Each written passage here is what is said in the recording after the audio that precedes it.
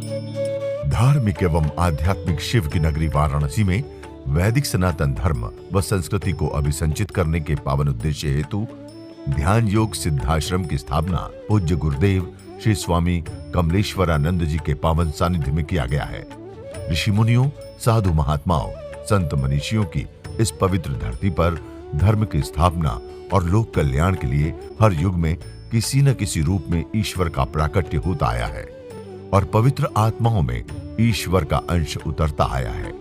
आज के युग में भी पूज्य गुरुदेव श्री स्वामी कमलेश्वरानंद जी अपनी चैतन्य ऊर्जा से संपूर्ण जगत में सत्प्रेम की धारा प्रवाहित कर रहे हैं। पूज्य श्री की चैतन्य चेतना से साक्षात दिव्य सदग्रंथ ब्रह्मवाणी का अवतरण हुआ है, जिससे मानव का कल्याण हो सके। दीक्षा, साधना, ध्यान योग, सिद्धि प्रदाता एवं समस्त मूलभूत समस्याओं का निराकरण उपलब्ध कराने वाले पूज्य गुरुदेव श्री स्वामी कमलेश्वरानंद जी का लक्ष्य है पृथ्वी पर प्रेम की उपासना, आत्म जागरण और समस्त प्राणियों का आनंदमय जीवन। ऐसा जीवन जो शारीरिक, मानसिक, आर्थिक, पारिवारिक हर प्रकार के तनाव व दुखों से पूरी तरह मुक्त हो। इसके लिए पूज्य गुरुदेव श्री स्वामी कमलेश्वरानंद जी विभिन्न प्रकार की दीक्षाएं अनवरत प्रदान करते आ रहे हैं। गुरुर् ब्रह्मा गुरुर्विष्णु गुरुर्देवो महेश्वर गुरु साक्षात परम ब्रह्म तस्मै श्री गुरुवे नमः। सद्गुरु भगवान के चरणों में प्रणाम करते हुए मैं ब्रह्म प्रिया नम्रता कमलनी आप सभी साधकों को हृदय से प्रणाम करती हूँ। शांत मन से आइए चलते हैं उस परमानंद की ओर। कहते हैं कि भारत की आत्मा गांवों में बसती है, तो आज हम लोग आपके बीच में आए हैं। आप शरीर का परिचय तो जानते हैं, मन को भी थोड़ा थोड़ा जानते हैं, लेकिन आत्मा जो कहते तो हैं कि भारत की आत्मा गांव में बसती है, लेकिन उस आत्मा से परिचय क्या आपका है? एक शरीर का तल है, एक मन का तल है, एक प्राण का तल है, एक आत्मा और एक परमात्मा का तल है। ये अध्यात्म की पाठशाला आप सब शिक्षित होंगे, पर आज गुरु रूप में हम आपके बीच में विद्यमान हैं, क्योंकि हम आप सबको उस ईश्वर की ओर ले चलना चाहते हैं। शास्त्रों से आप परिचित होंगे तो आपको पता होगा कि जीवन का जो ध्येय है, हमारे जन्म का ध्येय क्या है, हमारे जीवन का ध्येय क्या है, हमारा मूल क्या है। मनुष्य जीवन का मूल जो है वो परमात्मा है। हमारे जीवन का ध्येय जो है, हमारे जीवन का उद्देश्य जो है वो परमात्मा है। मनुष्य के रूप में हमारा जन्म हुआ है और कहाँ जाना है? क्या सिर्फ संसारिक कार्य करने के लिए हम लोग जन्म लिए हैं? सोचना है, विचार करना है कि हमारा जन्म क्या सिर्फ संसारिक कार्य करने के लिए हुआ है या हरि चरणों में स्थान पाने के लिए हुआ है? तो शास्त्र कहते हैं, शास्त्र, वेद, पुराण, उपनिषद नाम सुना होगा आपने। शास्त्रों में जो वर्णन है, ब्रह्मा से हमारा जन्म है। ब्रह्मा को आप जानते हैं, अभी आपने विष्णु महायज्ञ किया है, तो हमने कहा गुरु ब्रह्मा गुरु विष्णु गुरु देवो महेश्वर गुरु साक्षात पर ब्रह्म तस्मै श्री गुरुवे नमः।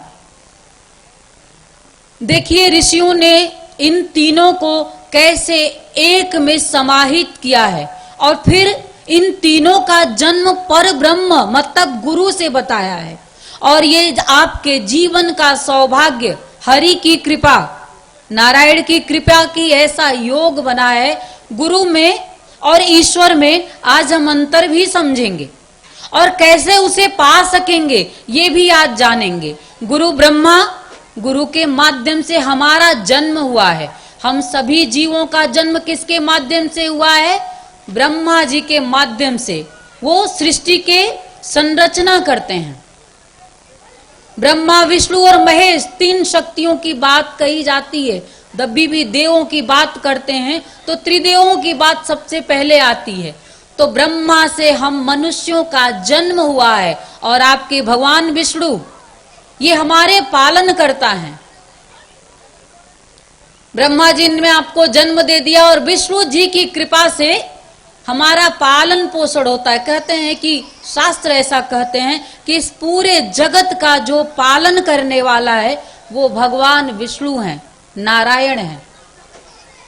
और तीसरा भगवान सदाशिव, जिनके माध्यम से इस सृष्टि का संहार होता है।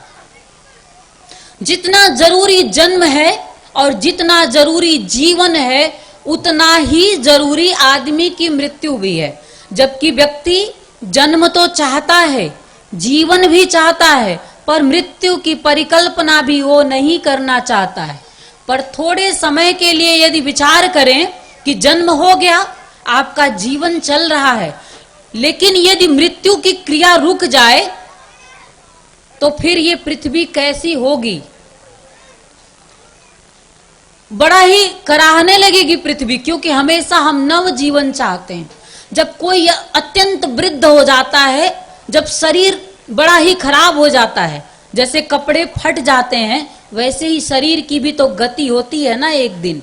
तो शरीर की भी जब वृद्धावस्था आता है, शरीर जर्जर हो जाता है, उस अवस्था में आप क्या चाहते हैं? और ये पूरा जगत भी उस व्यक्ति के लिए क्या चाहता है? यही कि अब भगवान इन पे कृपा करें। तो ये कृपा कौन करता है? भगवान सदा शिव करते हैं। जितना कुछ भी आपको दिखाई देता है, ईश्वर ने जो कुछ भी बनाया है मनुष्य का, उसमें कल्याण है। तो गुरु ब्रह्मा, गुरु विष्णु, देखो कैसे इन्हीं में दिखा रहे हैं ऋषि हमारे। गुरु में ही ब्रह्मा को दिखाया, ये आपको जन्म देते हैं। गुरु विष्णु, गुरु देवो महेश्वर, भगवान सदाशिव, गुरु साक्षात पर ब्रह्म। अब इन तीनों शक्तियों से ऊपर ब्रह्म की बात कही गई है। पर ब्रह्म तस्मै श्री गुरुवे नमः। ये तो गुरु का स्वरूप हो गया। अब गुरु हमारी जिंदगी में क्यों आते हैं और गुरु के आने के बाद मनुष्य को क्या मिलता है? जैसे आप जीवन जन्म तो ले लेते हैं, लेकिन आपको बोध कौन कराएगा? गुरु में, नारायण में, आप में अंतर क्या है? नर में और नारायण में अंतर क्या है? जीव हम हैं और शिव में अंतर क्या है? गुरु में और आप में अंतर क्या है? जो उस ब्रह्म को जान लेता है, जो उस ईश्वर को अपने आप में उतार लेता है, जो आत्म चक्षु, जैसे दो प्रकार के चक्षु हैं, एक ज्ञान चक्षु है, ये चर्म चक्षु है, एक आत्म चक्षु है। आत्म चक्षु के माध्यम से हम इस पूरे ब्रह्मांड का ज्ञान कर सकते हैं। आत्म चक्षु के माध्यम से हम नारायण का ज्ञान कर सकते हैं। और जब ज्ञान करेंगे, अर्जुन को गीता आपने पढ़ी होगी या सुनी होगी। गीता में भगवान यही नारायण ही तो थे, कृष्ण के रूप में उन्होंने अवतार लिया था।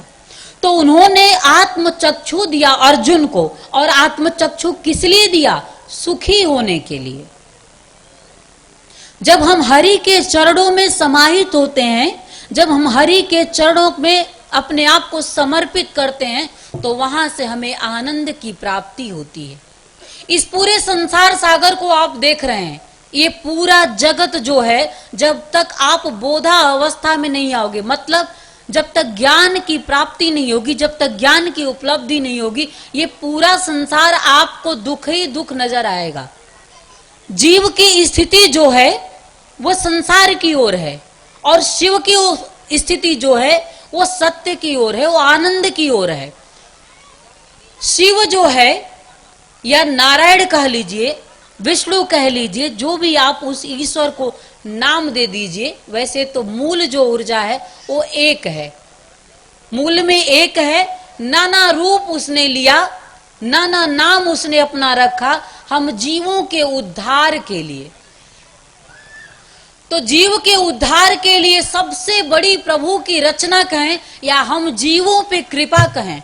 अर्जुन तो थे और कृष्ण भी थे।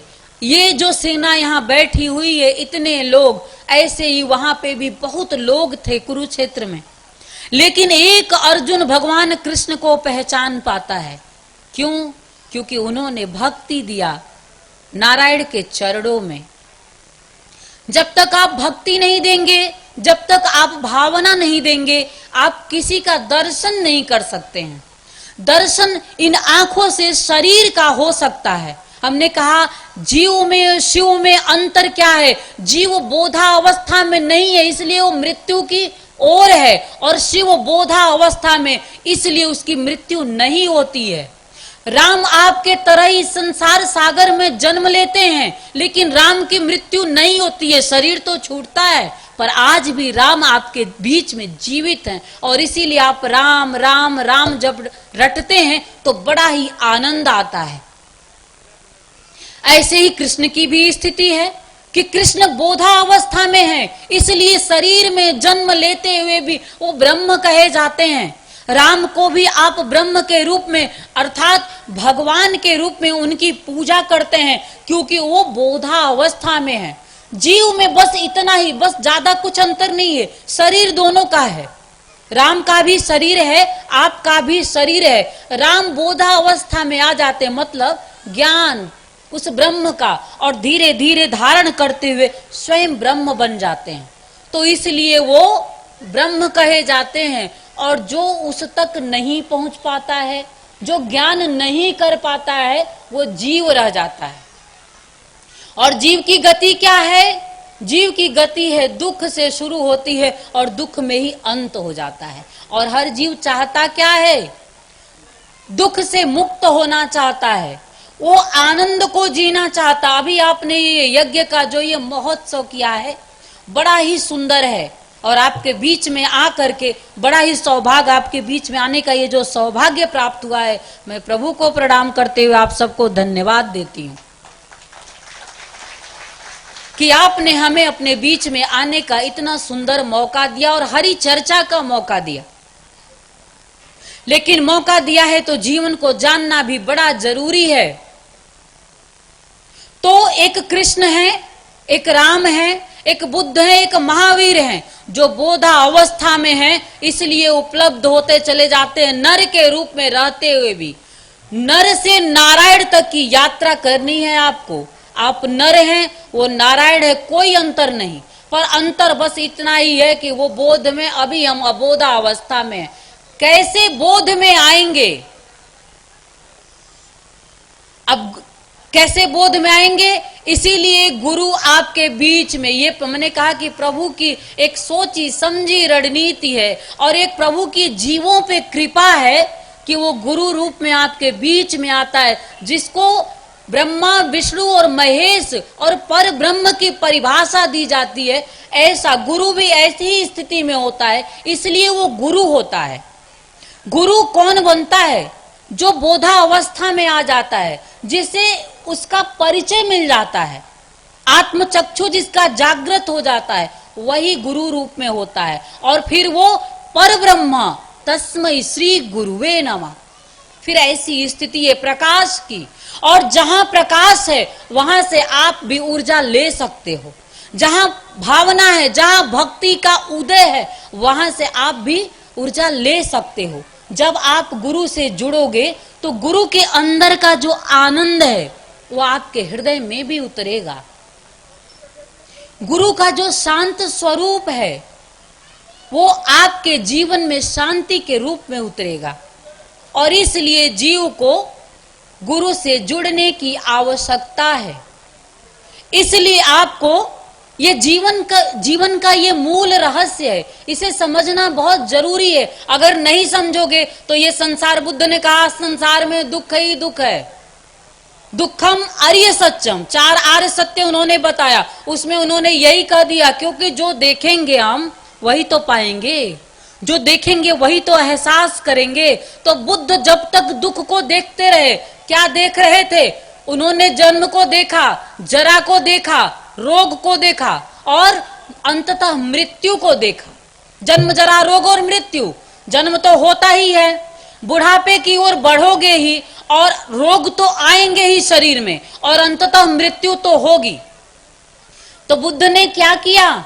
बुद्ध ने देखना शुरू किया। जब पहले तो राजा के पुत्र, अब राजा के पुत्र हैं और पहले ही जन्म के समय ही ज्योतिषाचार्यों ने बता दिया कि ये जो बालक जन्म लिया है ये राजा भी हो सकता है और महायोगी भी हो सकता है। कोई भी पिता इस संसार सागर में ये नहीं चाहता है कि मेरा पुत्र या मेरी पुत्री कोई योगी बन जाए, कोई सन्यासी बन जाए, नहीं चाहते। हम यही चाहते हैं, जो शिक्षा हम लेते हैं, जैसे संसार चलाने की शिक्षा, कोई शिक्षक है तो वो यही चाहता है कि मेरा बेटा शिक्षक बन जाए। कोई किसान है तो कहता है ये मेरा खेत है, तुम किसानी नहीं करोगे तो कौन करेगा।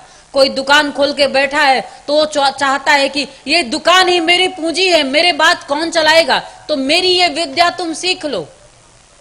हर व्यक्ति यही चाहता है। लेकिन बुद्ध की ऐसी स्थिति एक है, शुद्धोधन उनके पिता, वो भी यही चाहते हैं कि ये मेरा पुत्र अगर जन्म लिया है तो इसे राजा बनना चाहिए, क्योंकि ये मेरा इतना बड़ा साम्राज्य है और कौन संभालेगा इसे। इस चिंता में उन्होंने क्या किया, चारों ओर ऐसी स्थितियां निर्मित की कि जहां सुख ही सुख हो। लेकिन उनके निर्मित करने से भी बुद्ध को सुख नहीं मिला, क्योंकि बुद्ध देखना क्या शुरू कर दिए थे, उनको बड़ी दया आती थी, उनको बड़ा दुख होता था संसार की स्थिति देख करके। आप लोगों की भी, आप पूरे संसार की, सिर्फ आपकी नहीं, पूरे संसार की ये स्थिति है। कहीं कोई वृद्ध हो चुका है तो अपनी घर में कोई पूछ नहीं रहा है, एक गिलास पानी के लिए बेचारा बैठा हुआ बोल रहा है, कोई सुन नहीं रहा है। कोई बीमार व्यक्ति खाट पे पड़ा हुआ है, उसे जब आप देखते हो तो आपका हृदय द्रवित हो जाता है। और ऐसे ही पूरे संसार की गतिविधियां चल रही हैं। बुद्ध ने भी इसी दशा को देखा। हमारी माताएं बहनें हैं, घर में रहती हैं, बड़ी स्थितियां खराब रहती हैं आपस में ही, और उसी मेल जोल को हम ठीक करना चाहते हैं। सास बहू की नहीं सुनती है और बहू सास की नहीं सुनती है। ऐसे ही पिता पुत्र में भी है। पुत्र पिता का एक समय तक होता है कि पिता पुत्र को समझाते हैं, बताते हैं, लेकिन जब ही पुत्र धीरे धीरे बड़ा होता चला जाता है, कोई किसी का सुनता नहीं है और फिर वहीं से दुख का जन्म होता है। तो दृष्टि जाती है कि अरे सुख कहाँ है, हर जगह दुख ही दुख दिख रहा है। सुख है ना, जब स्व में जाएंगे, जब शांति की ओर बढ़ेंगे, जब परमात्मा की ओर, ऐसा समझ लो कि जब परमात्मा की ओर बढ़ोगे, आप भक्ति की ओर बढ़ोगे, तब जाकर के आपको जीवन में शांति मिलेगी, क्योंकि वहां से फिर विलगता बनेगी। तो बुद्ध के जीवन में ऐसा ही होता है। शुद्धोधन ने पूरा एकदम साम्राज्य जो उनका फैला हुआ था उस अनुरूप व्यवस्था कर दिया कि मेरे बेटे के जीवन में कोई दुख नहीं आना चाहिए और ये योगी नहीं बनना चाहिए, ये राजा बनना चाहिए। स्थितियां तो सारा संयोजित कर दिया, लेकिन बुद्ध के जीवन में लिखा था महायोगी बनना, और इसलिए उन्होंने देखना शुरू किया दुख को। लेकिन देखते देखते देखते इतना देख गए दुख को कि वहां से वो पार निकल गए। देखते देखते सुख की इच्छा आने लगी। क्या मन में क्या विचार आता है, क्या मैं भी वृद्ध हो जाऊंगा? आप भी कभी न कभी तो सोचते हैं, जो नए हैं कभी तो सोचते होंगे, और नहीं सोचते हैं तो सोचिएगा। जैसे वृद्ध जनों की सेवा जब घर में आप नहीं करते हैं तो तनिक सा मन में विचार लाइएगा, ये शरीर कब तक साथ देने वाला है। ये शरीर आज तो आपको अच्छा लग रहा है, आपको लगता है कि अभी तो हम यौवनवान हैं, लेकिन एक समय ऐसा आएगा कि हम भी वृद्धावस्था की ओर बढ़ेंगे, क्योंकि प्रकृति का नियम है, जो जन्म लिया है वो बूढ़ा तो होगा। तो इस अनुसार आप बूढ़ों की सेवा करिएगा।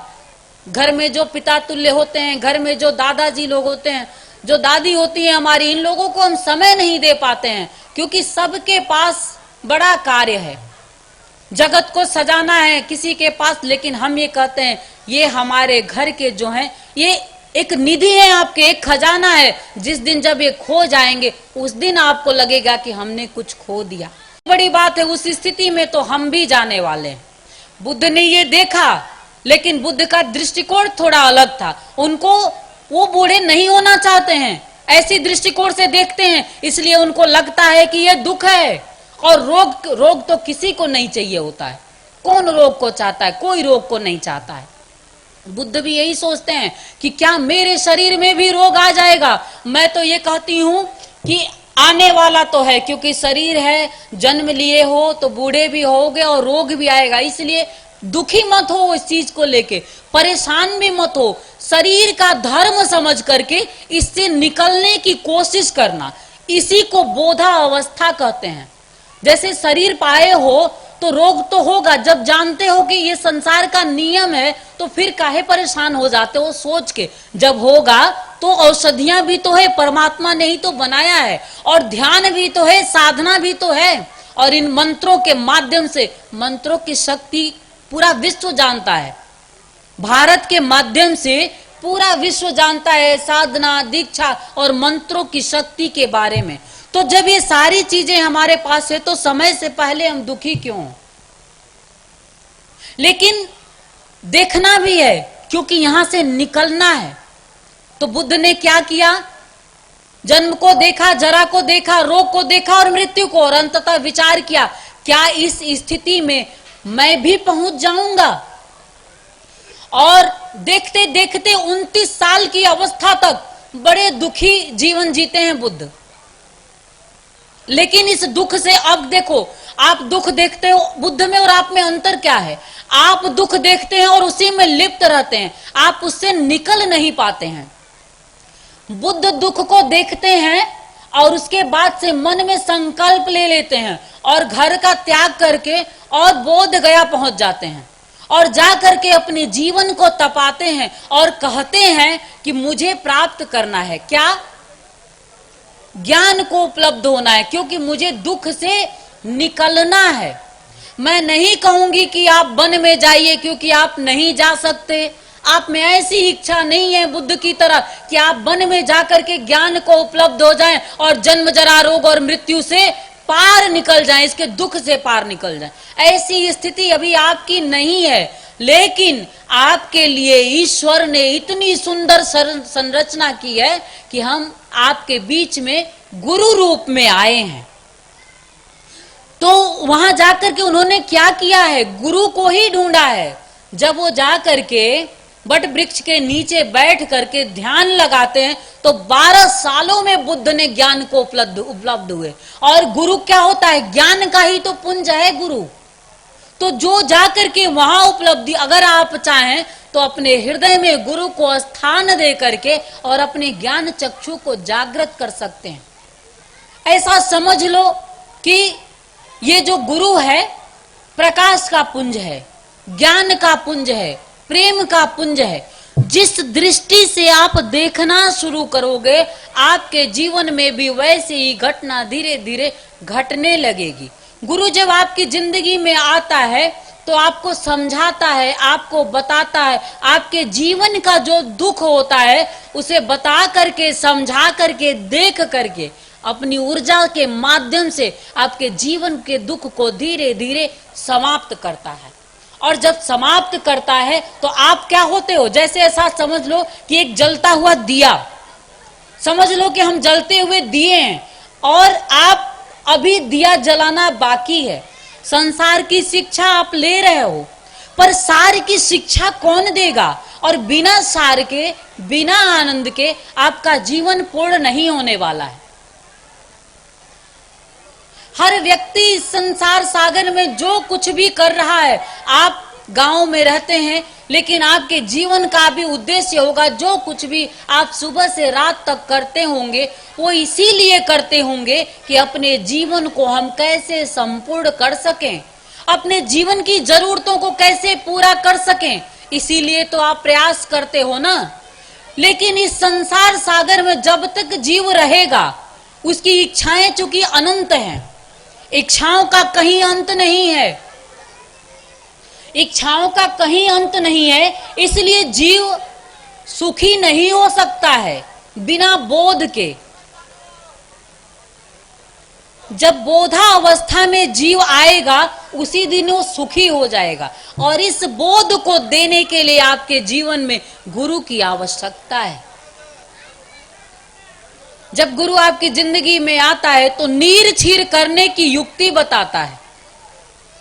जब गुरु आपकी जिंदगी में आता है तो आपको समझाता है कि ये संसार है। अच्छा बताओ, आज आप किसी चीज के लिए बहुत परेशान होते हैं, और ये परेशानी जो आपकी रहती है वो एक दिन की नहीं चलती है, आज भी है, कल आप उससे थोड़ा सा विकास कर लेते हैं, उससे और आगे देखें। मनुष्य का जो स्वभाव है वो धीरे धीरे कोशिश करता है। एक ये जीव जगत की अगर स्थिति आप देखेंगे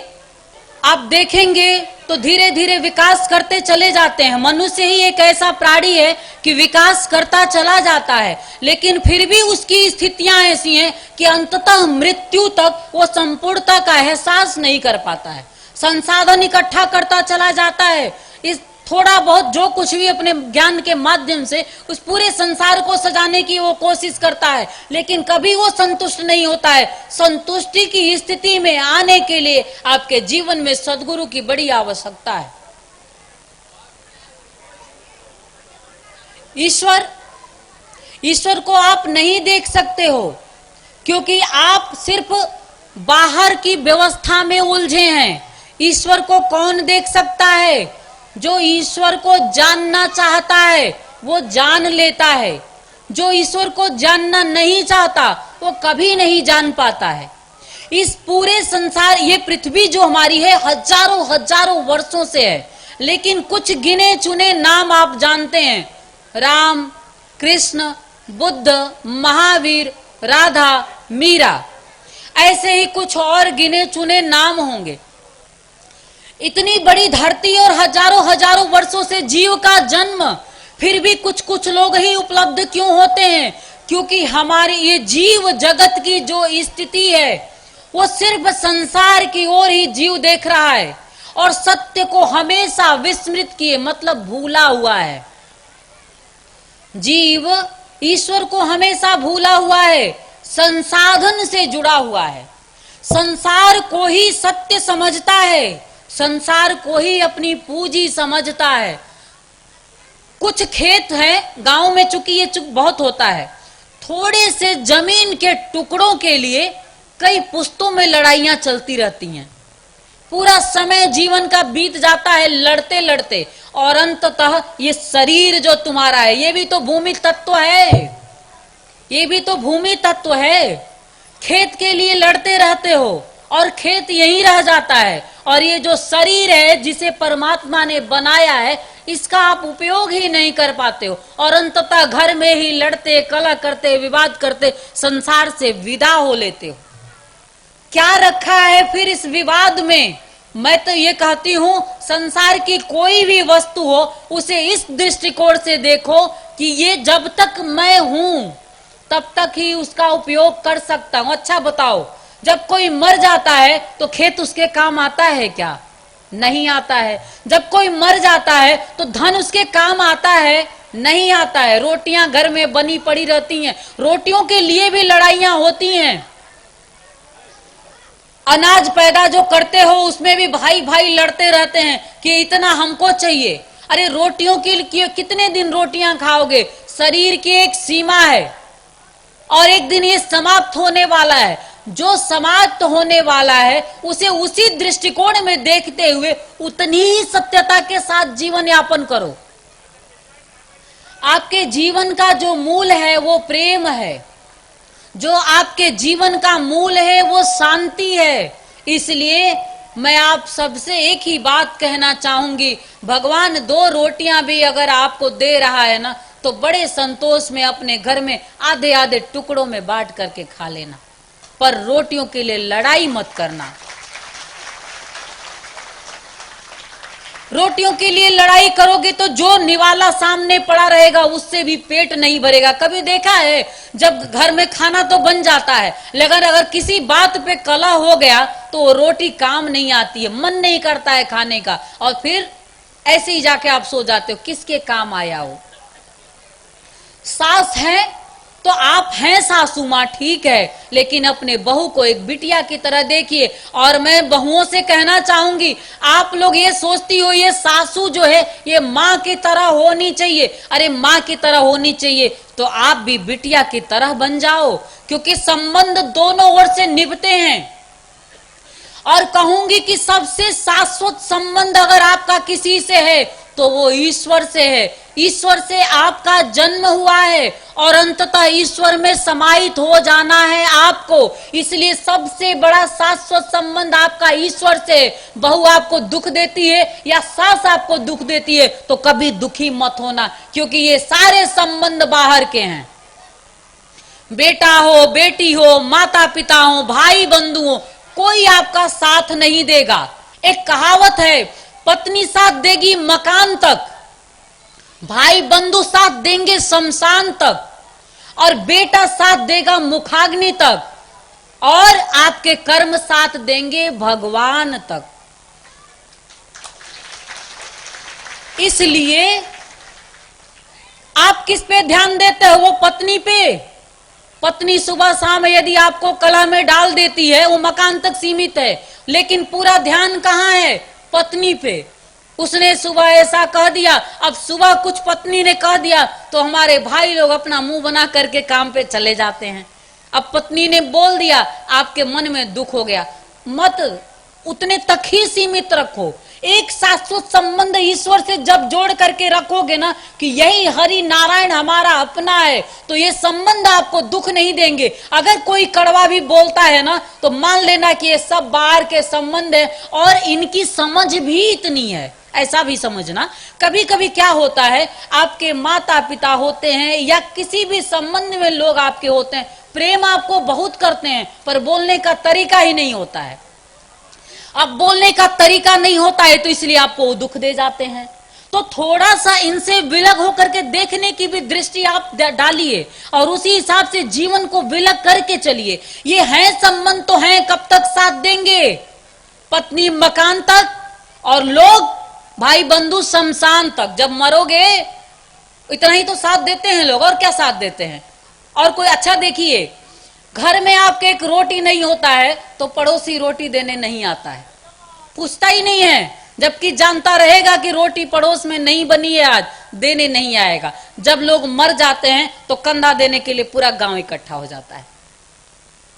तो ये भाई बंधु आपका साथ देंगे शमशान तक। और बेटा, आज के बेटे ऐसे ही हो गए हैं, समाज बदल रहा है बड़ी तेजी से, भारत बड़ा विकास कर रहा है। कहते हैं हम ना कि हम बड़ा विकास कर रहे हैं, कहीं विकास कर रहे हैं और कहीं ह्रास कर रहे हैं, मतलब कहीं आगे बढ़ रहे हैं और कहीं कुछ खत्म कर रहे हैं। एक समय था बेटे पिता को गुरु समान देखते थे, और पिता में माता पिता में त्वमेव माता च पिता त्वमेव, त्वमेव बंधु च सखा त्वमेव, त्वमेव विद्या द्रविड़म त्वमेव, त्वमेव सर्वम मम देव देव। मतलब उस परम पिता परमेश्वर को माता पिता भाई बंधुओं में देखने की बात कही गई है। तो भारत में एक युग ऐसा भी था कि हम माता पिता भाई बंधुओं में हम ईश्वर को देखते थे और उसी हिसाब से उनकी हम पूजा अर्चना करते थे, उसी हिसाब से हम उनको निभाते थे, उनके साथ हम बड़े अच्छे से रहते थे। लेकिन समय बदल रहा है, दृष्टि बदल रही है, दृष्टिकोण बदल रहा है। अब बेटे और बाप का जो संबंध रह गया है वो संपत्ति तक रह गया है। बाप के पास संपत्ति है तो बेटा बड़ा ध्यान देता है, और बेटे के पास संपत्ति है तो बाप बड़ा ध्यान देता है। अरे दोनों की स्थिति क्या हो गई? न पिता पिता रह गया और न पुत्र पुत्र, दोनों कहां उलझ गए? धन में उलझ गए। मूल तो प्रेम था। अच्छा, मूल अगर प्रेम है तो जीवन उसी से संचालित हो रहा है। पिता और पुत्र में प्रेम जब खत्म हो जाएगा, माँ और बेटे में या माँ और बेटी में या किसी भी संबंध में प्रेम खत्म हो जाएगा तो जीवन का संचालन कैसे होगा? और होगा भी तो अधूरा होगा, दुख से पूर्ण होगा, अशांति से पूर्ण होगा। इसलिए जीवन को संचालन करने के लिए मूल पे ध्यान देने की बड़ी आवश्यकता है, प्रेम। और मूल आपका कौन है? परमपिता परमेश्वर, आपका ईश्वर मूल है। जन्म उसी से लिया तो मूल वही हुआ ना। एक पौधा जो आप लगाते हो बीज के रूप में जमीन में जब डालते हो और वो प्रस्फुटित होता है, पौधा जब बनता है तो आप देखते हो ना जड़ें जमीन में पूरी फैल जाती हैं और उसी के आधार पे पौधा चलता रहता है। ईश्वर वैसे ही है जिंदगी में, इतना तो आप समझते हो। जन्म उससे मिला है, ये श्वासें भी ईश्वर से चल रही है और वो संभाले हुआ है, ये नारायण पालन कर रहा है हमारा, संभाले हुआ है अपनी गोदी में और इसलिए हमारे जीवन का संचालन हो रहा है।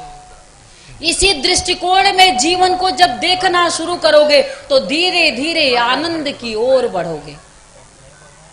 और मैं आज ऐसी ही प्रार्थना करती हूं, आपके गांव में आई हूं तो आपको सुख देना चाहती हूं। आप हमें बुला करके हमें ऋण दे दिए हो और हमारा ऋण मैं आपसे मुक्त करना चाहती हूँ, क्योंकि मैं आपको आपके जीवन का आनंद देना चाहती हूँ। इसलिए गुरु से जुड़ने की आपको बड़ी आवश्यकता है, गुरु दीक्षा लेने की बड़ी आवश्यकता है। जब आप गुरु से जुड़ोगे धीरे धीरे आपका एक बाहर नारायण को आप नहीं देख सकते हैं, क्योंकि आपकी आत्मचक्षु अभी जागृत नहीं है। नारायण सूक्ष्म है, विष्णु सूक्ष्म है, हरि सूक्ष्म है। इसलिए नारायण को देखने के लिए आत्मचक्षु की आवश्यकता है। और आत्मचक्षु कैसे जागृत होगा? सदगुरु के माध्यम से।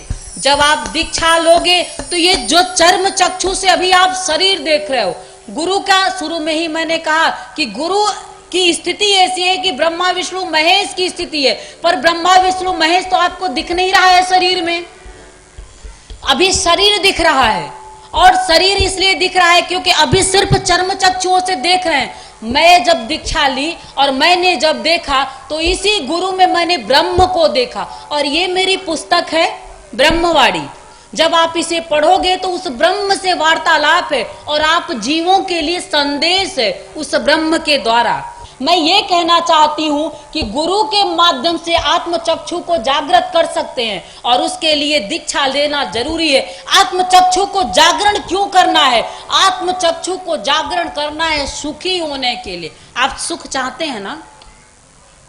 कौन कौन सुख चाहता है? सुखी होना चाहते हैं ना? तो फिर हाथ नीचे क्यों किए हैं? सुख तो सब चाहते हैं। और अगर सुख चाहते हो तो जय श्री नारायण, जय श्री नारायण, जय श्री नारायण। परम पूज्य गुरुदेव की, परम पूज्य गुरुदेव की, परम पूज्य गुरुदेव की। हरि हरि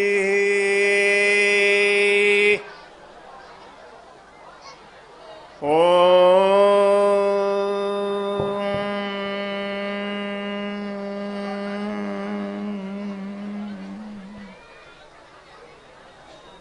हरि हरि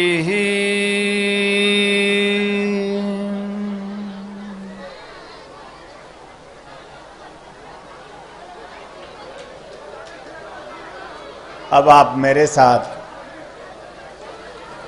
3 बार ओम का नाद करेंगे।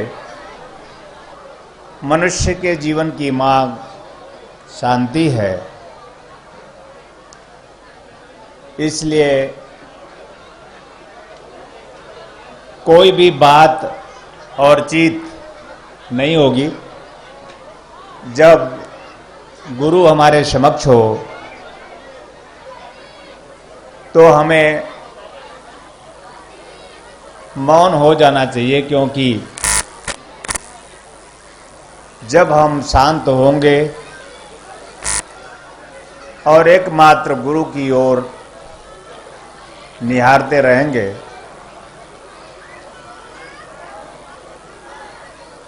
मौन में गुरु को सुनने की कोशिश करेंगे, तो आपके जीवन में सुख, शांति और समृद्धि, जिसके लिए आपका जीवन आपको प्राप्त हुआ है, अवश्य ही प्राप्त होगा। आप शांत रहेंगे और चुपचाप शांत होकर मेरी ओर देखते हुए कुछ सुनने की कोशिश करेंगे। मैं कोशिश करूंगा कि आप कुछ सुन सकें, कुछ ऐसा ही हम आपको कहें और उसे सुनकर जिसके लिए हमारा जीवन हमें प्राप्त हुआ है, उस सत्य के लिए, उस शिव के लिए, उस आनंद के लिए, या हम नर हैं उस नारायण के लिए, जिसके लिए हम कई कई जन्म लेते हैं, फिर भी वह हमें प्राप्त नहीं होता। वह हमें प्राप्त कैसे हो सकता है कि हम कुछ पल भी उसके लिए चुपचाप मौन में न बैठ सकें।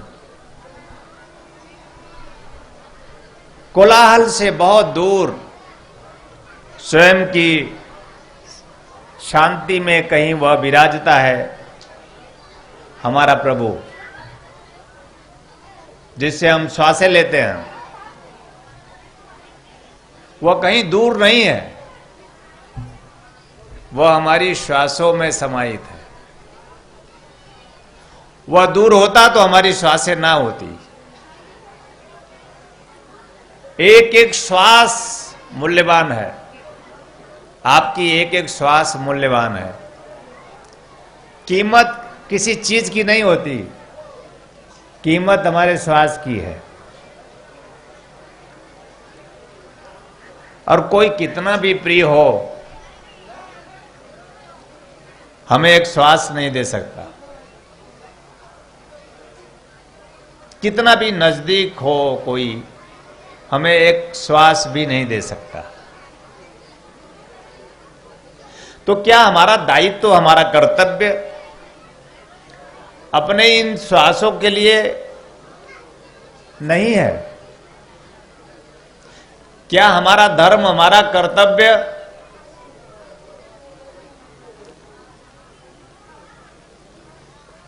हमारे लिए नहीं है?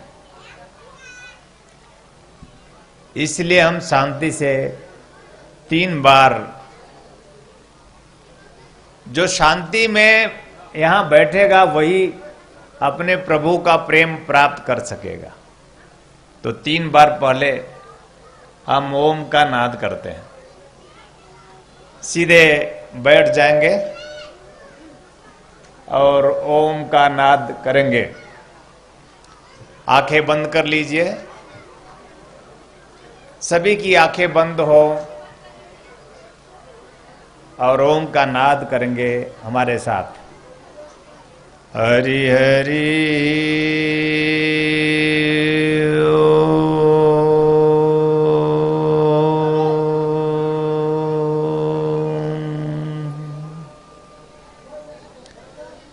हरि हरि हरि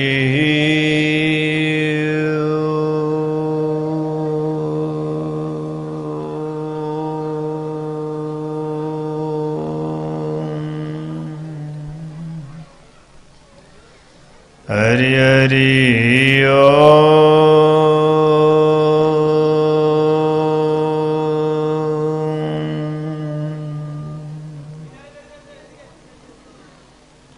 हरि हरि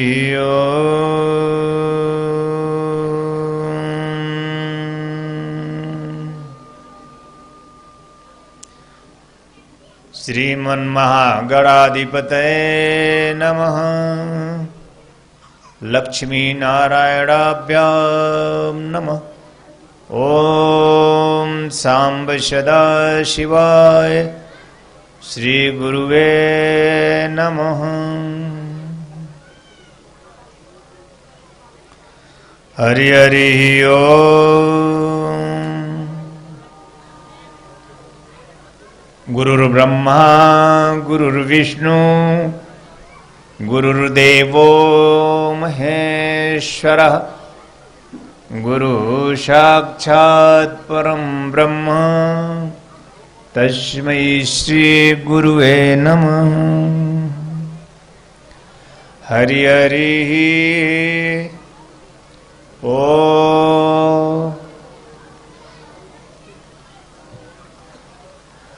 आप सभी ग्रामवासियों को मेरा असीम अनंत प्रेम, मेरा प्रेम आप सभी स्वीकार करें, यही हृदय से आप सभी से प्रार्थना है।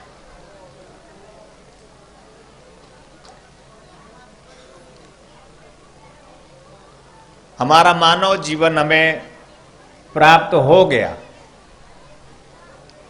हमने चाहा या नहीं चाहा, लेकिन मनुष्य जीवन हमने प्राप्त कर लिया। आपने सोचा नहीं था कि आपको मनुष्य जीवन प्राप्त होगा या होना चाहिए।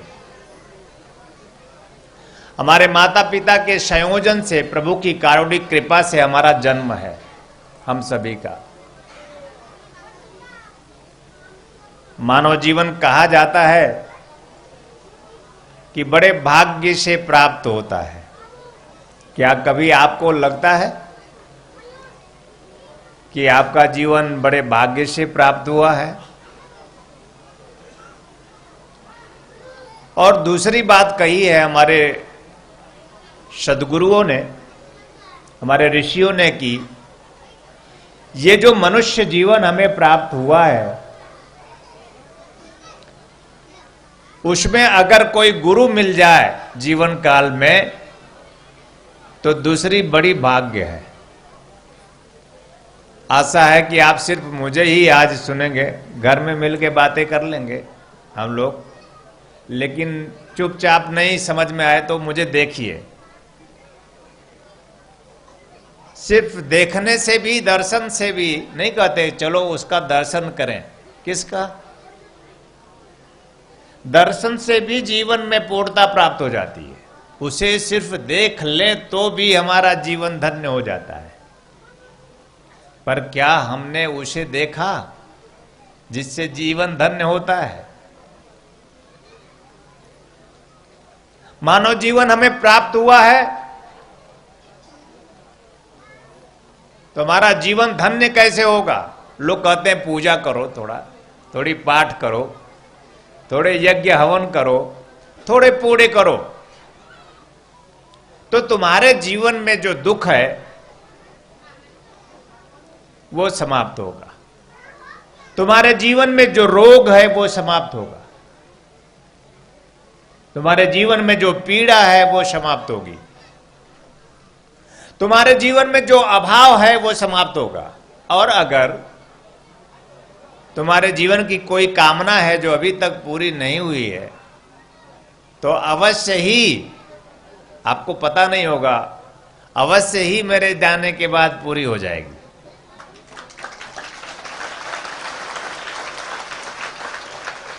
एक बात तो हम समझ गए कि आपको कुछ समझ में आए या ना आए, लेकिन आपको आपकी कामना जरूर समझ में आती है। और मैं आप इस गांव में आया हूं तो हमारा आपका जरूर संबंध है।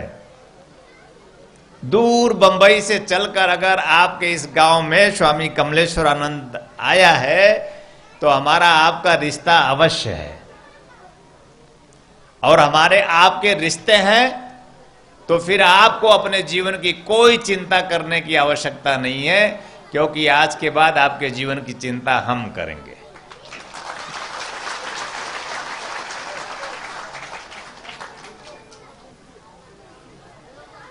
और मुझे बहुत खुशी है कि कोई मेरी माई है, कोई मेरी दाई है, कोई मेरी बहन है, कोई मेरा भाई है, कोई मेरा बंधु है, कोई मेरा बापू है, कोई मेरा राम है, कोई मेरा श्याम है, कोई मेरी राधा और कोई मेरी मीरा है।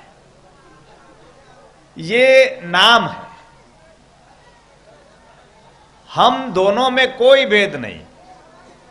शरीर भेद है, तुम्हारा शरीर अलग हो सकता है, हमारा शरीर अलग हो सकता है, लेकिन हम दोनों में वही एक प्रेम है एक दूसरे के प्रति। हमारे में वही प्रेम है तुम्हारे लिए जो तुम में तुम्हारे लिए, जितना तुम तुम्ही को चाहते हो उससे कई गुना ज्यादा हम तुम्हें चाहते हैं। उससे कई गुना ज्यादा वह ईश्वर आपको चाहता है जिसने आपको जन्म दिया है, जिसे आप भूल गए, जिसकी याद आपको नहीं है, जिसके बल पर ये तन है मेरा, हम सभी का, जिसके बल पर ये तन, ये शरीर है। क्या आपको कभी इस बात का अनुभव होता है कि ये शरीर आपका है, कि भगवान की करुणा है, भगवान की कृपा? हमारे माता पिता द्वय, उनको प्रणाम है कि जिन्होंने ये शरीर निर्मित किया है। इसीलिए भगवान के बाद हम अपने माता पिता में भी भगवान देखते हैं। माता पिता के लिए भी जोरदार तालियां तो होनी चाहिए। हम अपने माता पिता में भगवान देखते हैं, ऐसा हमारे शास्त्रों में कहा। मातृ पितृ चरण कमलोभ्यो नमः, माता पिता को देवता तुल्य माना गया। क्या हम कभी, आपसे मैं पूछता हूं, माता पिता में हम कभी देवता देखते हैं? अगर नहीं देखते हैं तो दुख होगा, कोई न कोई दुख दोष। नहीं कहते पितृ असंतुष्ट है, कहते ना हमारे पितृ हमसे नाराज हैं। पितृ वो जो नहीं है तो पितर नाराज है। अरे भाई, मैं कहता हूं जीते जी माता पिता नाराज है, तो जीते जी माता पिता को अगर हम खुश करें, हम प्रसन्न करें, हम उनकी सेवा करें, तो हमारे पितर संतुष्ट हो जाएंगे। किसी पूजा की नहीं, किसी पाठ की नहीं, किसी अगरबत्ती धूप दीप की जरूरत नहीं है। जरूरत है हमें हमारे माता पिता के निस्वार्थ सेवा की, उनके आवश्यकताओं की पूर्ति की। तो आज आप वादा कीजिए कि गुरुदेव, मैं नर हूं, मैं नारायण के समक्ष बैठा हूं, मैं उनकी पूजा साधना उपासना में लीन हूं। आज से संकल्प लेता हूं कि मैं अपने माता पिता में भी देवता देखूंगा। संकल्प लीजिए, मैं अपने माता पिता की सेवा करूंगा। वादा? जय श्री नारायण बोलेंगे तब मानेंगे। जय श्री नारायण। मैं अपने माता पिता की सेवा करूंगा। हाँ, जोर से बोलिए, जय श्री नारायण। मैं अपने माता पिता की सेवा करूंगा। पूरे भारत में लोग आपको देख रहे हैं, आपको पता नहीं होगा, आपका चेहरा मैं भी देख रहा हूं और पूरे भारत में जा रहा है। सभी लोग देख रहे हैं, क्योंकि मैंने कहा कि मेरा आपका एक संबंध है। वो संबंध प्रेम का है, वो संबंध स्नेह का है, वो संबंध हमारी श्वास का है, वो संबंध हमारे प्राण का है, वो संबंध हमारी आत्मा का है। एकमात्र शाश्वत सनातन संबंध हमारा परमात्मा का है।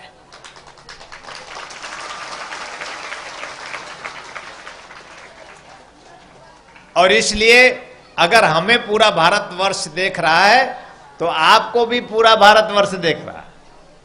आप कितने अच्छे से बैठकर अपने सदगुरु की वाणी सुन रहे हैं, शांत भाव से, आनंद पूर्वक आप उसकी वाणी को पी रहे हैं।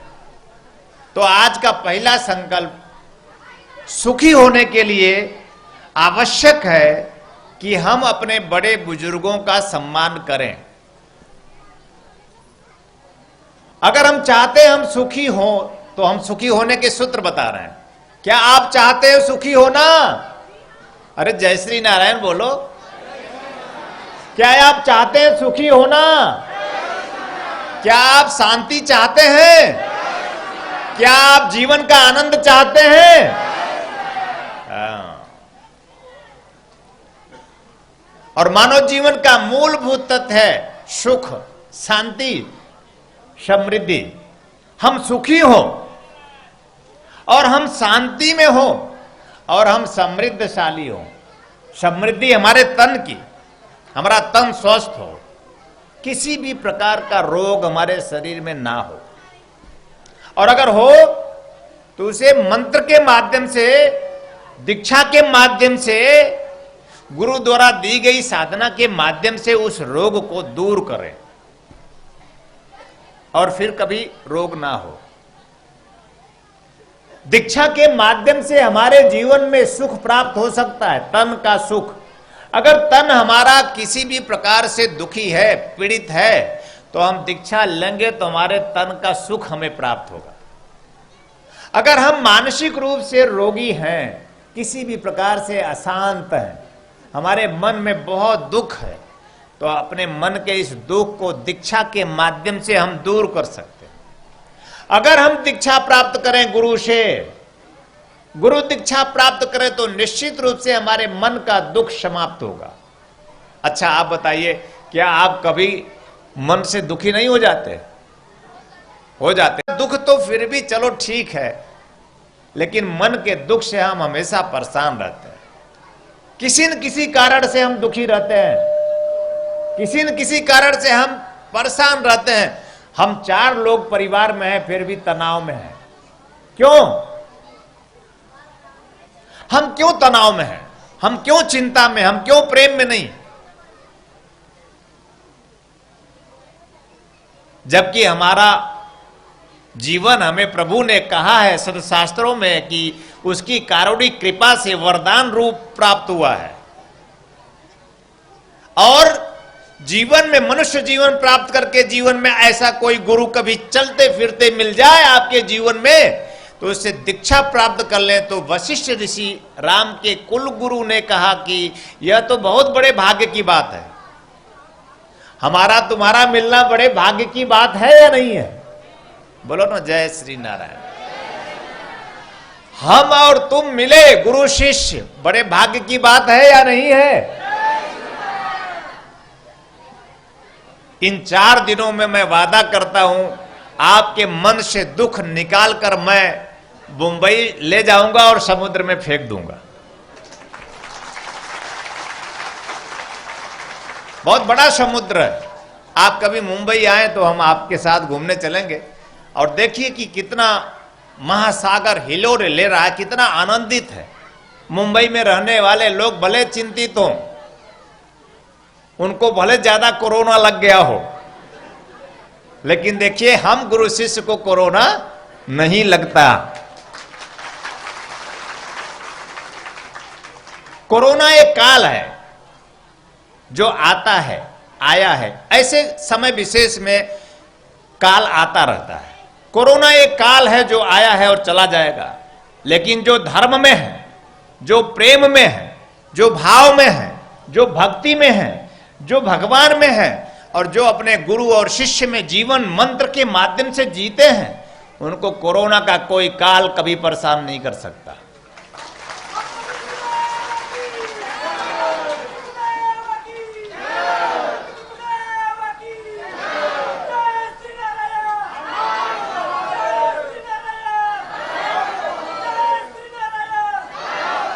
तो सुखी होने के 3 सूत्र छोटे से देता हूं, केवल 3 सूत्र है, उसके बाद फिर कल मिलेंगे। अभी तो प्रारंभ किया है। जीवन में सुखी होने के लिए, जीवन में शांत होने के लिए, जीवन में समृद्धशाली होने के लिए, समृद्धि का मतलब समझते हो? तन की समृद्धि, मन की समृद्धि और धन की समृद्धि के साथ साथ हमारे प्राण और आत्मा की भी समृद्धि। और तो छोड़ो, हमारे जीवन में, मनुष्य जीवन हमें प्राप्त हुआ है, ये सब समृद्धि तो प्राप्त हो ही गुरुदेव, हमें परमात्मा जीवन के परम आनंद की भी समृद्धि प्राप्त हो, ये समृद्धि है। तो हम शारीरिक रूप से स्वस्थ हो, मानसिक रूप से स्वस्थ हो, और आर्थिक रूप से भी स्वस्थ हो। क्यों? बिना धन के हमारे जीवन में सुख नहीं आ सकता। हमारे जीवन का 80% सुख धन से निर्भर करता है। और मैं चाहता हूं कि आप जितने लोग यहां बैठे हैं, मैं आपको ऐसी दीक्षा दूं कि आप सभी अगले साल जब मिले हम, तो आप सभी वो न रहे जो हैं, आप वो रहे जो हम हैं।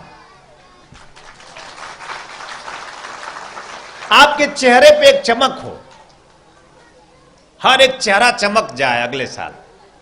आपके जीवन में, आपके मन में, आपके घर में या किसी भी प्रकार से अगर किसी न किसी प्रकार से आप पीड़ा में हैं तो अगले वर्ष ये पीड़ा न रह जाए। मैं आपको दीक्षा के माध्यम से ऐसी चेतना दूं, ऐसी शक्ति दूं, इन 4 दिनों में धर्म, अर्थ, काम और मोक्ष जीते जी आपको ऐसा आनंद दूं, तब मैं आपका और आप हमारे होंगे।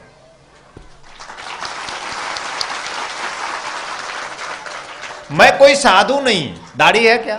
दाढ़ी है? नहीं। मैं कोई साधु नहीं, कोई महात्मा नहीं, मैं महात्मा भी नहीं हूं बड़ा बड़ा, मैं तुम्हारे जैसा हूं,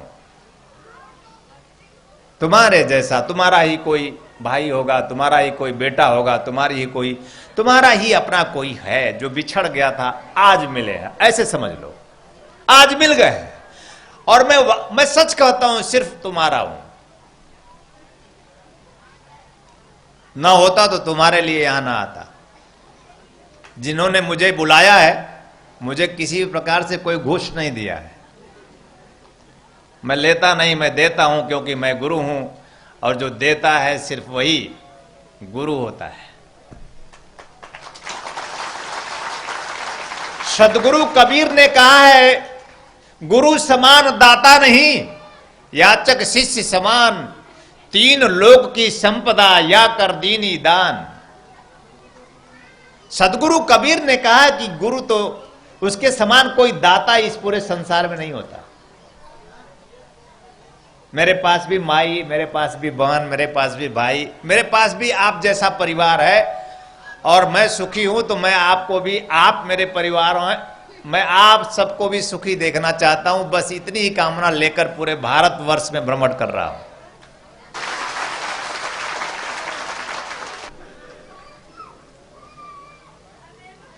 तो जीवन जीने के, सुखी होने के, शांत होने के और समृद्धशाली होने के 3 सूत्र हैं। पहला सूत्र है वर्तमान में जिए। पहला सूत्र है वर्तमान में जिए। अभी जो है वही जीवन है, इसके बाद और इसके पहले कोई जीवन नहीं। वर्तमान में जिए। वर्तमान मतलब अभी। अभी कौन है? हम और तुम। अगर हम और तुम में रह गए तो एक ऐसी शक्ति तुम्हें अनुभूत होगी, एक ऐसी चेतना तुम्हें प्राप्त होगी, एक ऐसा प्रेम तुम्हें प्राप्त होगा, मेरे अंदर से ही तुम्हें एक ऐसी ऊर्जा अनुभूत होगी कि तुम स्थिर हो जाओगे, तुम सुखी हो जाओगे, तुम शांत हो जाओगे। परेशानियां कुछ भी हो, इतनी बड़ी नहीं। गुरु के समक्ष कोई चिंता, कोई परेशानी, कोई रोग, कोई शोक, कोई दुख और कोई दारिद्र्य, कोई क्लेश मन में मत रखना, रह ही नहीं पाएगा। क्योंकि गुरु एक प्रकाश है, गुरु एक आलोक है, गुरु एक शक्ति है, गुरु एक क्षमता है। वो कोई भुजाओं वाली शक्ति नहीं, वो शक्ति जो दुर्गा में है, वो शक्ति जो काली में है, ऐसे समझ लो थोड़ा। वो शक्ति जो हनुमान में है, वो शक्ति जो महादेव में है, वो शक्ति जो नारायण में है, वो शक्ति सब समेट करके गुरु बैठता है आपके समक्ष।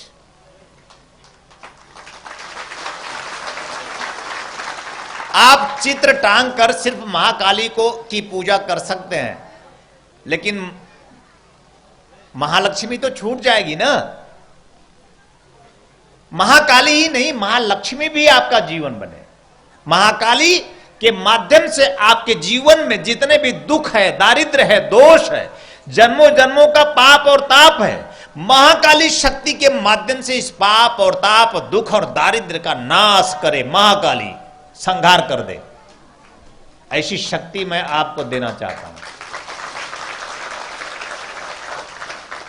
और महालक्ष्मी आपके जीवन के हर एक लक्ष्य जो आप यहां बनाकर बैठे हैं, आपके जीवन के जो भी लक्ष्य हैं, नहीं बनाए हैं, आपके जीवन में कोई लक्ष्य नहीं। कुछ लोग निठल्लू होते हैं, कायर पुरुषार्थहीन, डरपोक, भीरू, कुछ करना ही नहीं चाहते, तो महाकाली उनका भी श्रृंगार करे, उनको उठा के खड़ा कर दे कि चलो करो, पुरुषार्थ करो, तुम पुरुष हो, पौरुषवान हो, तुम में एक ताकत देती हूं मैं, एक शक्ति, एक क्षमता का प्रवाह करती हूं मैं, तुम उठो, तुम गुरु के शिष्य हो, तुम बैठे कैसे रह सकते हो?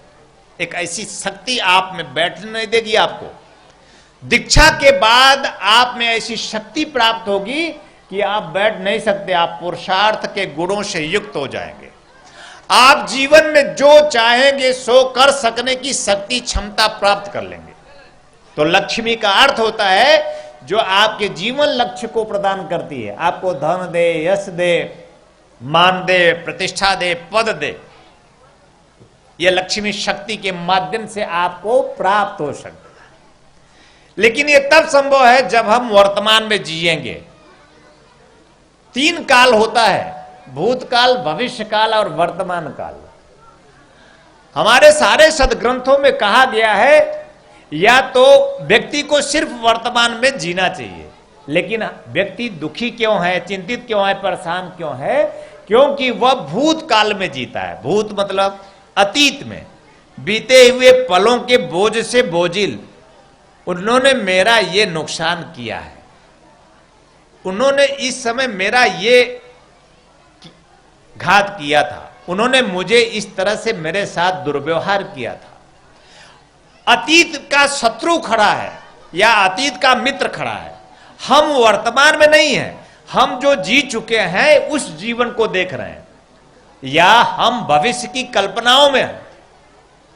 हम सोचते हैं कि क्या होगा, कैसे होगा, और हम कर पाएंगे कि नहीं कर पाएंगे। हम गाड़ी ले पाएंगे, घर बना पाएंगे, या विवाह कर पाएंगे, या फिर पुत्र नहीं हो रहा है, पुत्र होगा या नहीं होगा। सब भविष्य की परिकल्पनाओं में हम जीते रहते हैं। या जो बीत गया है वो जीते हैं, और या तो भविष्य की चिंता लेकर जीते हैं। इन दोनों चिंताओं से मुक्त होना पड़ेगा। यानी अगर आप सुखी होना चाहते हैं, शांति में जीना चाहते हैं, आनंद में जीना चाहते हैं और कुछ पा लेना चाहते हैं, तो आप जो बीत गया भूल जाइए, जो बीत गया वो भूल जाइए, और जो आगे की चिंता है उसकी चिंता ही ना करिए। क्या करें गुरुदेव? बोलो जय श्री नारायण पूरे प्राण से, हर हर महादेव, जय श्री नारायण। तब जाके ये चिंता दूर होगी। जब पूरे प्राण से आप वर्तमान जीवन में जिएंगे, जो आपने जीवन जिया है, कैसा भी जिया है, किसी भी प्रकार से आपने जीवन जिया है, उस जीवन को आप भूल जाइए। अतीत के दुख को, दारिद्र्य को, दोष को, उसको भूल जाएं, और भविष्य में जो आपकी परिकल्पना आपने बना रखी है उसको भी चिंता ना कीजिए, क्योंकि शक्ति होगी, क्षमता होगी, साधना होगी, गुरु आपके जीवन में होगा, तो निश्चित रूप से आपका जीवन पूर्ण होगा। पहला सूत्र वर्तमान में जिए, और दूसरा सूत्र है सहजता में जिए। आप कोई बनावट का जीवन ना जिए, जो है वो है, यही जीवन है मेरा। न कोई पद है, न कोई प्रतिष्ठा है, न कोई मान, न कोई सम्मान, न किसी भी प्रकार से बनावटपन है। हमारा जीवन जैसा है वैसा है, प्रभु ने दिया है। उसके पास इतना है और मेरे पास कम है, ऐसा चिंतन भी करना व्यर्थ है। सहजता में, सरलता में जीवन है, सहजता में, स्नेह में जीवन है, सहजता में, प्रेम में जीवन है। हमारा जीवन अगर स्नेहपूर्ण नहीं है, हमारा जीवन अगर प्रेम पूर्ण नहीं है, हमारा जीवन अगर सौम्य शांत नहीं है, तो फिर कोई जीवन नहीं। तो दूसरा सूत्र है कि हम सहज हों। भगवान विष्णु को देखा आपने, वो हमेशा मुस्कुराते रहते हैं। सहज जीवन है। जो सहज होगा वो मुस्कुराएगा, उसके होठों पे एक मुस्कान होगी। देखिए, जीवन में वो जो धन है वो धन नहीं है जो आपने अपने घरों में रखा है या पॉकेट में रखा है। धन केवल आपके जीवन की मुस्कान है। अगर आप किसी भी स्थिति में, किसी भी परिस्थिति में मुस्कुराते रहते हैं तो आप समझे कि आपको काल भी कभी पछाड़ नहीं सकता। मुस्कुराना जीवन की सबसे सच्ची कला है। अब आप, मैं जानता हूं, हिमालय जा नहीं सकते, कंठी माला पहन के साधना कर नहीं सकते, और साधना की गोपनीय विधाएं मैं आपको नहीं बताने आया हूं। मैं बताने आया हूं कि जीवन में चाहे जो भी हो, गुरुदेव ने कहा है कि आए थे, उन्होंने संदेश दिया है, दीक्षा दिया है कि हमारे पास जो है हम उसी में संतुष्ट रहेंगे और पाने का प्रयास करेंगे। ऐसा नहीं कि संतुष्ट रहेंगे तो अब का हो जाए, हम करबो ही नहीं करो। ये भाषा आपको समझ में आई? भोजपुरी जाए का फायदा बा, हम करबो ही नहीं करो। अकर्मण्य नहीं होना है। हमें पुरुषार्थ के गुणों से संतोष का ये अर्थ नहीं है कि जवन बा बस उतना ही ठीक बा। जो है उसमें संतोष करना और जो नहीं है उसको प्राप्त करने की कोशिश करना। तालियां।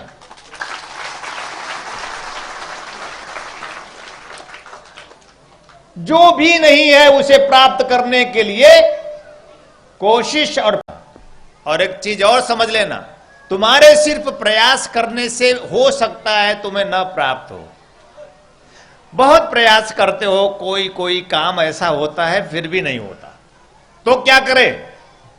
गुरु दीक्षा प्राप्त करना और गुरु चित्र सम्मुख रखना और हाथ जोड़कर विनती करना, प्रार्थना करना, प्रयास कर लेना।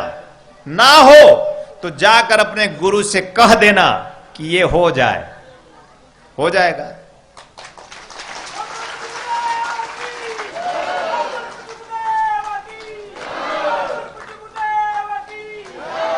तो जीवन में हमें पूर्णता कैसे मिलेगी? सुख, शांति, समृद्धि हमें कैसे मिलेगा? मानव जीवन हम कैसे धन्य करेंगे? प्रयास करेंगे पाने के लिए, संतोष में प्रयास करेंगे पाने के लिए, और सदगुरु से प्रार्थना करेंगे पूर्ण होने के लिए। अगर हम प्रयास और प्रार्थना दोनों करें, या तो हम सिर्फ प्रयास करते हैं या तो दिया जला के बैठ के सिर्फ हवन यज्ञ करते रहते हैं। लोग कहते हैं ये देखो, जब देखो तब यज्ञ ही करता रहता है, ये कुछ तो करता नहीं है, पूजा पाठ ही करता रहता है। अगर आप घर में 3-4 घंटे पूजा शुरू कर दो तो कल से आपकी माई डंडा उठा के मारेगी कि इसको क्या हो गया, गुरुजी आए इसको कहाँ भटका दिए। ये सारा काम दाम छोड़ करके देखो अब पूजा पाठ कर रहा है। पूजा पाठ की आवश्यकता है। प्रत्येक व्यक्ति को पूजा पाठ, साधना, उपासना करनी चाहिए, लेकिन बैठकर दिन भर सिर्फ पूजा पाठ, साधना, उपासना नहीं करनी चाहिए। उससे शक्ति प्राप्त करके अपने घर गृहस्थी का कुछ काम काज भी करना चाहिए। धन कमाने के लिए, यश कमाने के लिए, मान पद प्रतिष्ठा कमाने के लिए, और अच्छा सा ये देखो मकान बना है, इतना सुंदर सा, इतना सुंदर मकान बनाने के लिए हमें पुरुषार्थ करना चाहिए कि नहीं? तो आप पुरुषार्थ करेंगे और उस काम को पूरा होने के लिए अपने गुरु से प्रार्थना करेंगे, तो निश्चित रूप से आपका कोई भी काम जो आप आज तक न कर पाए हो वो अवश्य ही पूर्ण होगा। ऐसा हो सके मैं आपको हृदय से आशीर्वाद देता हूं, कल्याण कामना करता हूं। तो जीवन का पहला सूत्र है वर्तमान में रहें, जो है वही अच्छा है, जितना है उतना ही अच्छा है। और दूसरा सूत्र है सहज रहें, स्नेह में रहें, प्रेम में रहें। अब तमतमाकर गुस्से से पत्नी को ऐसा घूर रहे हैं कि जैसे खा जाएंगे, या पत्नी भी आपको ऐसा घूर रहे है कि काली हूं, चंडी हूं, तो फिर जीवन कहां है? काली को काली रहने दो, तुम पत्नी बनी रहो। पत्नी जो मधुर मुस्कान से युक्त हो, पत्नी जो मधुर भाषिणी हो। कितना भी दुख दर्द झेलकर हम मेहनत करके खेत जोत कर आए हैं, तो मुस्कुरा कर पत्नी एक गिलास ठंडा पानी पिला दे तो बस सारा दुख दर्द मिट जाता कि नहीं? बोलो जय श्री नारायण। तो पत्नी कैसी होनी चाहिए? जो मधुर मधुर मुस्कान से युक्त होकर एक गिलास ठंडा पानी लेकर अपने पति के लिए दौड़े, इतना बहुत है यार, इतना धन, इसे ही धन कहते हैं। वो पत्नी ही क्या जो पति को देखे तो मुंह फुला ले, और सारी पत्नियां आजकल तो पतियों को देखकर मुंह ही फुलाए बैठी रहती। तालियां, पति लोग ताली बजाएं।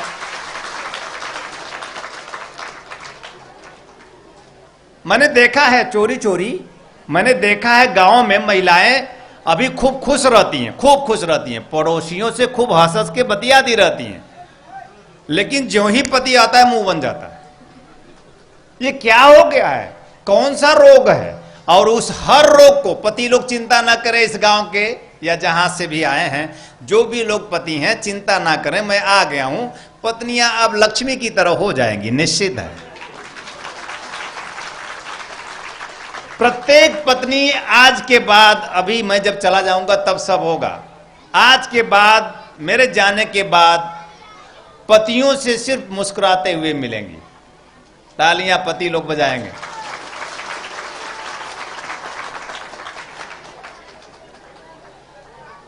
जय श्री नारायण, हर हर महादेव। और पति का अर्थ होता है जो अपनी पत्नी को, अपनी पत्नी, अपनी प्रेयसी, अपनी प्रेमिका, अपनी स्नेहिल, अपनी सखी, अपना सब कुछ मानता हो, अपना साथी, अपना साथी कि ये मेरी साथी है। अब ऐसा थोड़ी है कि उनसे ही आपको चाहिए और आपसे उनको नहीं देना है। ये लेन देन की क्रिया तो करनी ही पड़ेगी। उनके दुखों को समझिए, उनके सिर पे कभी हाथ फेरिए, नहीं तो सिर दर्द तो रहेगा। और पत्नियों के सिर दर्द सिर्फ इसलिए होते हैं कि पतियों ने उनको पूछना बंद कर दिया है, इसलिए सिर दर्द है। अगर हम उन्हें प्यार से पुचकारें, उन्हें हम लक्ष्मी की दृष्टि रखें, लक्ष्मी की पूजा आराधना करने से क्या फायदा है? अगर हमने अपने माता और बहनों में लक्ष्मी देखना नहीं बंद कर दिया, क्या फायदा? लक्ष्मी ही है सब।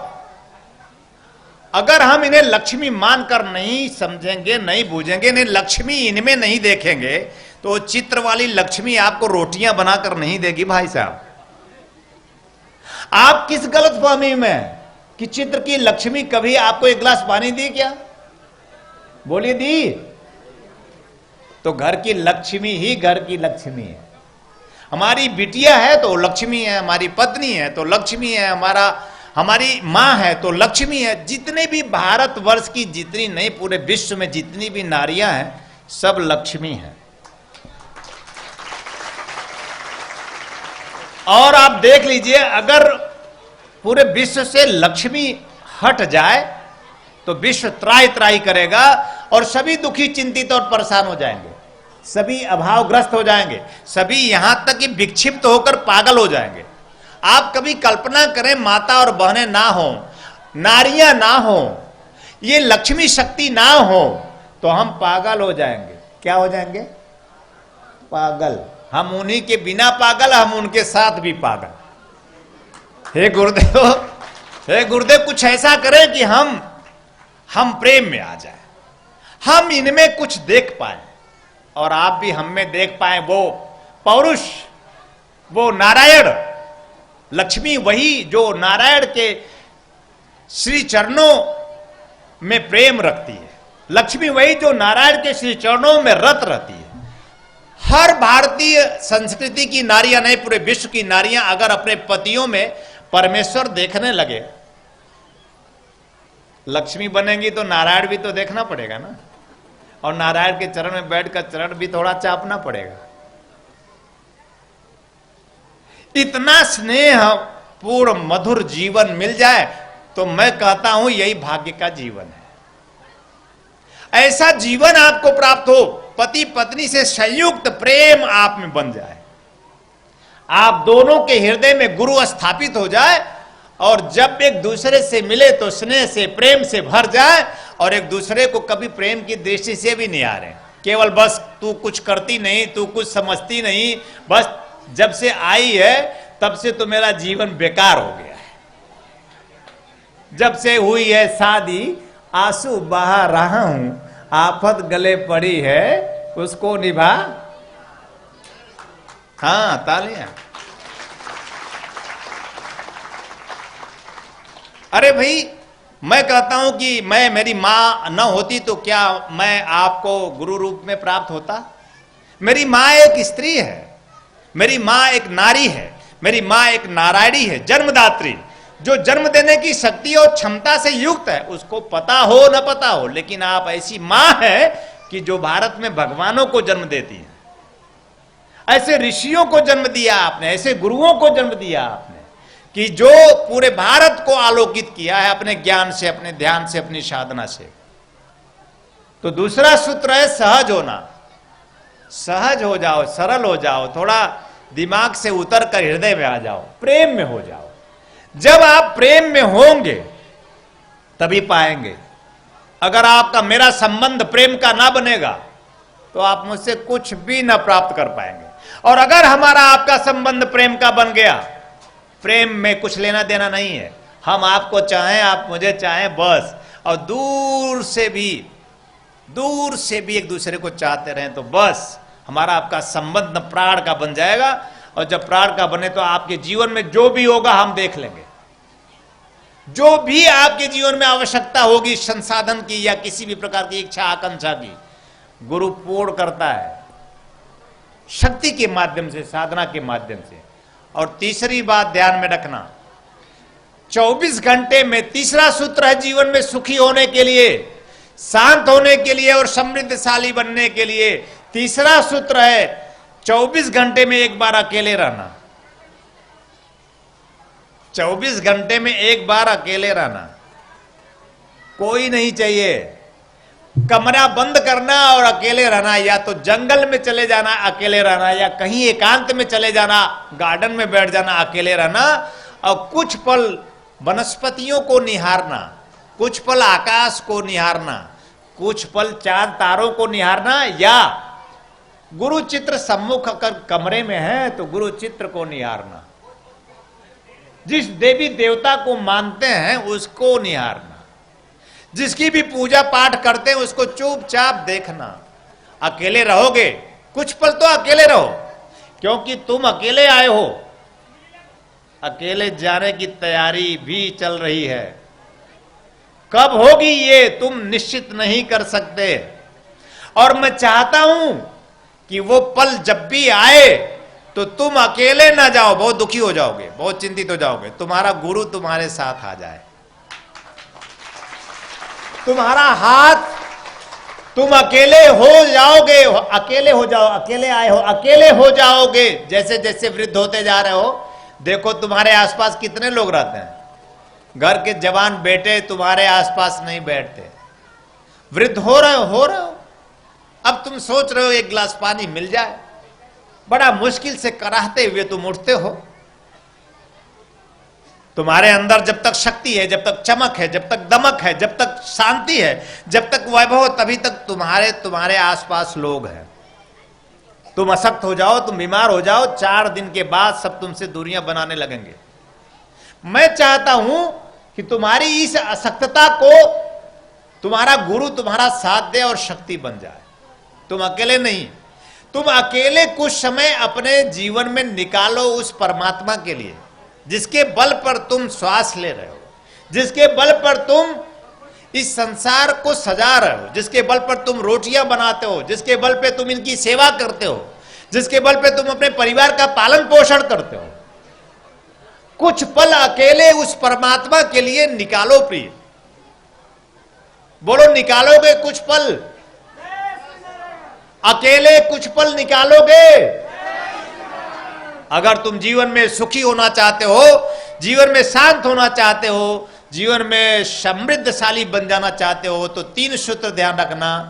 वर्तमान में जीना सीखो, जो तुम्हारे पास है उसी में वहीं स्थित रहो। अतीत के दुखों से मुक्त हो जाओ। अपने सिर में जो तुम बीते हुए काल को रखे हुए हो, कोई मित्र, कोई शत्रु, कोई अच्छा, कोई बुरा, इन सारी चीजों को निकाल कर फेंक दो और भविष्य की चिंता छोड़ दो। तो निश्चित रूप से तुम सुखी हो जाओगे। दूसरा, सहज और सरल हो जाओगे, स्नेह में आ जाओगे, तो निश्चित रूप से तुम्हारा जीवन पूर्ण हो जाएगा, सुख शांति समृद्धि से पूर्ण हो जाएगा। और तीसरा सूत्र है, तुम कुछ पल अकेले जियोगे। 24 घंटे में एक बार कुछ समय निकाल लो, गुरु के सम्मुख बैठो और गुरु से दीक्षा प्राप्त करके, साधना प्राप्त करके मंत्र करो और अकेले चुपचाप कुछ पल गुरु को निहारो। निश्चित रूप से तुम पहले से ज्यादा सुखी होगे, पहले से ज्यादा शांत होगे और पहले से ज्यादा समृद्धशाली महसूस करोगे। तुम्हारे जीवन में यम यम चिंतयते कामम तम तम प्राप्नोति निश्चितम। धनवान बलवान लोके जायते समुपासक। तुम धनवान होगे, बलवान होगे और लोगों द्वारा माने जाओगे, पूजे जाओगे। ऐसा हो सके तुम सुखी हो सको, मैं आशीर्वाद देता हूं। तुम शांत हो सको, आशीर्वाद देता हूं। तुम समृद्धशाली बन सको, मैं हृदय के अनन्य भावों से बहुत बहुत शुभकामना देता हूं। और इस महायज्ञ में मैं तुम सबको अपने हृदय से, हृदय की हर एक धड़कनों से आशीर्वाद देता हूं। गुरु दीक्षा प्राप्त कर अपने जीवन को आप पूर्ण कर सके, ऐसे बहुत बहुत आशीर्वाद। जय श्री नारायण, हर हर महादेव। हाथ ऊपर। जय श्री नारायण, हर हर महादेव। अगर कुछ कोर कसर हो तो अंतिम बार पूरा कर लो। हर हर हर महा।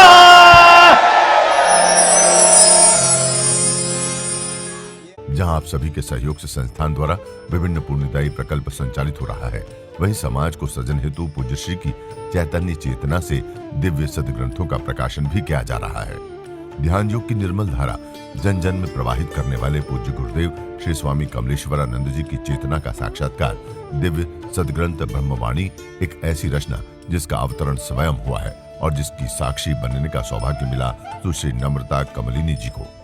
भावना और भक्ति का अनंत प्रवाह है ब्रह्मवाणी, तप और ज्ञान का अमृत कोश है ब्रह्मवाणी, प्रेम और समर्पण का साकार स्वरूप है ब्रह्मवाणी, आस्था और विश्वास का अनन्य मार्ग है ब्रह्मवाणी। आइए हम सभी ब्रह्मवाणी को जीवन में उतारकर अपनी आत्मा को परमात्मा से एकाकार करें।